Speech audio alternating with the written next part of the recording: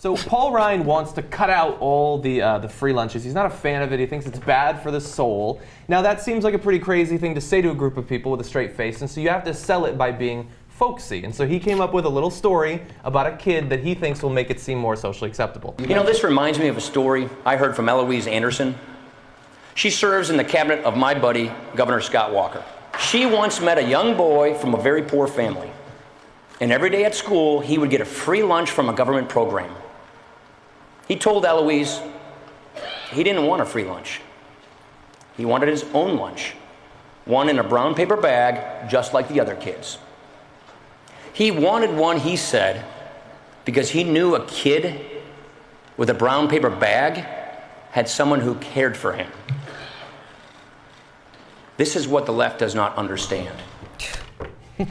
No, so the lunch lady who gives him the free lunch cares for him. The politicians who put it into effect because they care about those kids having enough food, they care about them. And the taxpayers who fund the free lunch program have enough empathy for people they've never met. That shows that they care for him. I don't think Paul Ryan understands how compassion works. Yeah. Now, of course, there's the part about the story not being true at all. And now, I'm not saying that in hindsight. We'll get to that in a second. Yesterday, I covered this story on the show. And here's what I said about it before we knew, right after the speech, whether we knew if that story was true or not. Here's yesterday's show. Then he went on to tell one of the biggest bullshit stories I've ever heard. He talked about this little kid, we're going to show you the clip in a second, and as a prelude to that, he said, you know, the Democrats, all they want you to do is, quote, have a full stomach and an empty soul. And then get a load of this horse crap. Oh, go. Who believes that story? A little kid comes up to a politician and says, I don't want a free lunch. Please take my food. I was about to eat it, but please take it, Mr. Politician, and give it in the form of tax cuts to the rich. That's what little Johnny said. My ass, he said that.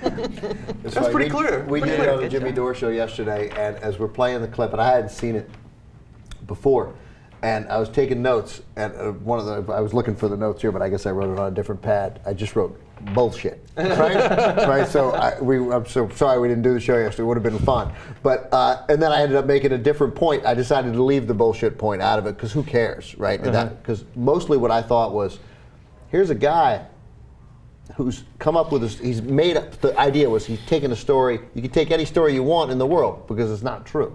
So you can make up any story you want. And the story that he's looking for a big applause line from is, here's a hungry kid, and I'm not going to give him lunch. And I'm going to tell you why. And then 1,200 people are going to be like, yeah!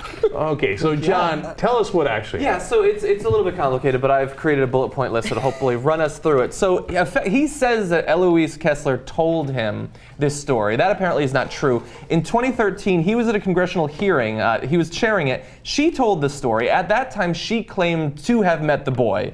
That's a lie as well. She never met the boy. It actually comes from a book called An Invisible Thread. That book describes a panhandler talking to a businessman. It doesn't address school lunch at all. It doesn't have a school child at all. And it goes even a little bit farther than that. Laura Schroff is the author of An Invisible Thread and says, I want people to think about what they can do to make the world a kinder world. I don't care about Republicans and Democrats, but we were talking about children that need to be fed. Cutting school lunch programs doesn't accomplish that. So it wasn't a real kid, it wasn't a kid at all, and the author that made up the panhandler story is in favor of the free lunch programs. Paul Ryan, you're stupid on like 7 different levels. Okay, I have a very quick little anecdote. I have actually had free lunch at school. And here's how I felt about it. Did you feel uncared for? Did you feel like you had an empty soul? You know what? I had a full stomach and a full soul. And and I appreciated it because what I also understood, even as a young kid, and I'm not gonna lie, I saw the kids with the packed lunches and the Lunchables and the cute little, and it was cute and nice, and I envied it. But I also knew my mom got up at 4 o'clock in the damn morning to drive a school bus, to then only get off from that job and go to beauty school, to get off from that job and drive a UPS truck at night. And she didn't have time to make me a brown paper bag lunch. But what she did have time to do was help me with my homework and my SAT prep so I can get a full ride to school and be here sitting with you gentlemen today. So that's my story. That's how little they understand the situation, though. They think the only reason a parent wouldn't make that is not because they can't afford it and not because they don't have time, but they just don't care enough about that's the kid. how out of touch Yeah. Paul Ryan is with the realities of struggling Americans. Yeah, and it demonizes Democrats in a way that doesn't land, because he draws this.